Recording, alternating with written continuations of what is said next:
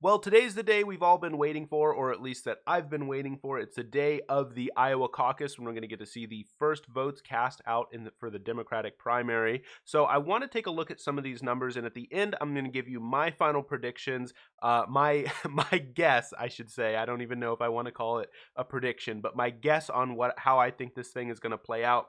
So these are some of the polling numbers that we've been seeing more recently.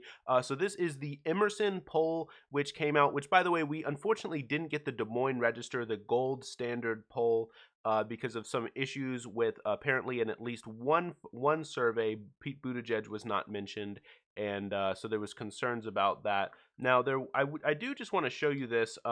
This is apparently a leak of this. Now, I have absolutely no way of knowing if this is legitimate, but these numbers were alluded to on Morning Joe this morning. So these are certainly at least the numbers which are circulating around sort of the reporter mainstream media space. So who knows if, again, take this with 1,000,001 grains of salt, but these seem to be the numbers which people are sort of floating around, that these were what the numbers were going to show. But in any case, Sanders up 2 points from the last Des Moines Register poll. Warren up 1, Buttigieg steady. Biden taking a step back 2 points with 13. Those are terrible numbers, by the way, for Biden. But again, 1,000,001 grains of salt. I don't even really want to focus on those numbers because we really should be focusing on, the numbers that are we know more for sure about. So, but this is the Emerson polling. Now, to be fair, Emerson has been a little bit more bullish towards Sanders in the past. Let me switch it over here. You can see here the most recent, or the previous Emerson poll had Sanders all the way up at 30%. So Emerson has been more bullish towards Sanders than some of the others, compared to some of the others. But again, Sanders here 28, Biden 21, Buttigieg 15, Warren 14, Klobuchar 11, Yang 5, Steyer 4, Gabbard 1, Bennett 1. I don't know how Bennett even has 1, but I guess he has 1. So those are the numbers from Emerson. Now, these are also another. This is another another poll which also came out showing Sanders here, and I'm going to link this poll and the Emerson poll down in the description if you want to check out the rest of the numbers for yourself. So we have Sanders 28, Elizabeth Warren 21, Buttigieg 15, Biden 15, Klobuchar 8, Yang 5, Steyer 2. And yeah, so these numbers are definitely interesting. We're gonna have to see obviously what happens. I'm really excited to see what happens, but certainly the one thing to look out for in this race is, obviously, it does seem like Sanders is ahead. And if you look at his rally, he had like a 3,000 person rally, and then he had a massive field staff rally also, which wasn't even really supposed to be a rally. It was just supposed to be some people getting together, like, let's go get this. And it ended up being an impromptu rally because so many people showed up. So that really does show you the kind of excitement and ground game which Sanders has. Reports say Sanders now hit 500,000 doors in Iowa, which is absolutely unprecedented. So, in terms of ground game, in terms of energy, it does seem like Sanders is there. And in terms of the polling numbers, it does seem like Sanders, is likely going to take it. I mean, there you go. I'm going to give you the rest of my predictions later down, but you sort of can tell where I'm going to go. But the one thing that you're going to really want to look out for is Amy Klobuchar here. She really was surging. I mean, you can see her here in the black, and going up quite a bit. She did take a slight dip a bit, but Sanders also kind of took a dip, although that's more because these lines haven't really been updated. Some of the more recent polls do show Sanders here up at 7 and 7. Again, this David Binder, I don't know which one it is. Those polls have been very negative towards Sanders in the past. That doesn't mean, obviously, we get to just dismiss it. But that's why Buttigieg here is at 2. And it's even in that case, Sanders is still up relative to the other David Binder polls. So that's something to note there. But again, we're going to want to look out for Klobuchar.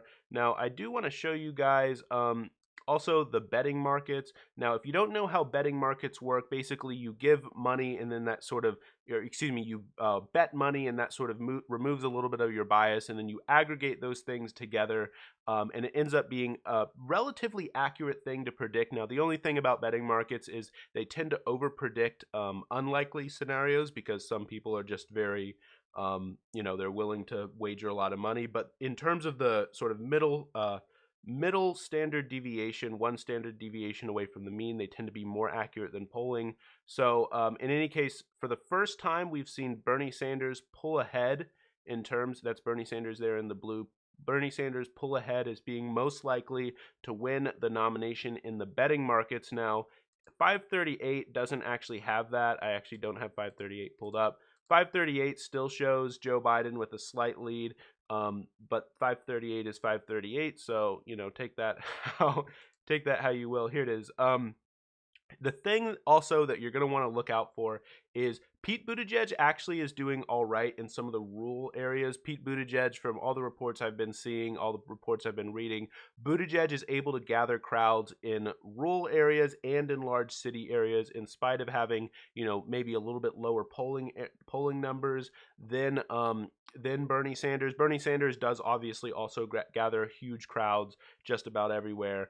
But the fact of that, actually, in some respects, you could argue is obviously it's an advantage to Buttigieg because he's going to get more support. But you could also suggest that it could be a boost to Sanders as well, because of the fact that Bernie Sanders, if Pete Buttigieg hits that 15% threshold in a lot of these other areas, a lot of these other rural areas, then that decreases the likelihood that they might sort of coalesce around Joe Biden in later realignment. So that's something to sort of look out for. And the interesting thing, I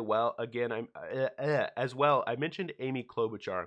One of the things about Amy Klobuchar is, again, she's been surging, but I don't necessarily think that, at least on a first realignment, her voters are going to immediately go over to like Joe Biden, even if Joe Biden has a larger number. I think that they're more likely to go over to an Elizabeth Warren or a Pete Buttigieg, and we've seen some evidence for that in terms of voter overlap, and especially, by the way, Pete Buttigieg. In areas where Buttigieg doesn't get the 15% threshold, he actually has the most overlap support. Obviously, his second choice voters are very likely to go to Joe Biden. However, in terms of demographic overlap, they're very similar to Elizabeth Warren voters, and a lot of Elizabeth Warren voters are likely to split between Bernie Sanders and Amy Klobuchar.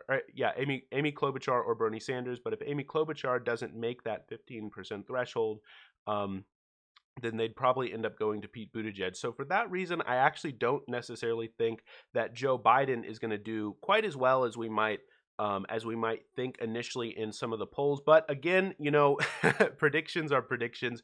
Joe Biden could surprise us. It could be the case that a lot of the centrist candidates pull together and they ultimately win this. But by all reports that I've been seeing, Biden does not have a very strong ground game. In fact, there was reporting coming out last night that apparently John Kerry, one of his top surrogates, was caught or overheard in a hotel lobby suggesting on the phone that he might even run, or at least suggesting that, like, oh, if Biden implodes, which he seemed very worried about, that that he could ultimately be able to raise money because people would be very scared of Bernie Sanders. Now, of course, Kerry came out and denied that, so it's hard to tell what exactly happened, but regardless, he did admit that they were having a conversation about the future of the election. So regardless, that doesn't seem to bode very well, that even people who are inside of the Biden campaign seem to think that, hey, look, this guy doesn't have a huge ground game. Joe Biden had, for his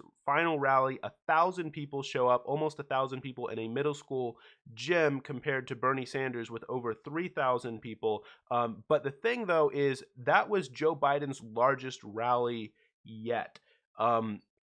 So those aren't necessarily huge numbers, but the other thing to consider, though, is the case which Joe Biden is trying to make right now is that, hey, look, you might not like me, you know, a whole ton, but I am the candidate who is the best and most likely to beat Donald Trump. Now, we've talked on this show, on this channel. I don't think that that's ultimately the case. I'm not gonna rehash those arguments now. I think Bernie Sanders is gonna be much more electable compared to Joe Biden when facing off against Donald Trump. But that's the case which he's been making. So you could argue with me that, hey, look, those voters who are voting for Joe Biden, they might not be excited enough to show up at a rally, but you know what? They're going to show up and vote, and they are the older voters. Now, that would make sense perhaps in an open primary, but we have to remember that this is a caucus. Now, obviously, older voters are more likely to show up on average than younger voters. I think, though, you know, this election very well may change that. By all accounts, it's very likely that tonight's election could be the largest voter turnout that we've seen. Obviously, we'll have to see. It could rival 2008, but it is expected to have very large turnout, so younger people might show up. But it is also the case that when it comes to caucuses, you know, older voters are more likely to show up, but the very older voters are less likely to show up than they might be relative to just going in and voting for a primary, because it takes a lot of time. It's a lot of effort to go out and caucus for someone. So it does sort of trail off relative to primaries when it comes to the really old voters, where Sanders is polling less well compared to Joe Biden. So I think that that's also going to be a factor. So if I had to give you my sort of rankings, I think, you know, we're looking at Bernie Sanders up at the top. I think we're looking at an Elizabeth Warren or a Pete Buttigieg in second. I'm actually not gonna make a comparison between Elizabeth Warren and Pete Buttigieg. I really think it could go either way there, and I think we're gonna see Joe Biden coming in last. But who knows? Joe Biden might come in second if Amy Klobuchar you know, really consolidates things. But I am pretty confident in saying I think that Bernie Sanders is going to win. But, you know, of course, predictions are predictions, guesses are guesses. And, you know, we're going to have to see. So anyway, if you like the video, I'd really appreciate it if you hit the like button and consider subscribing. Thanks.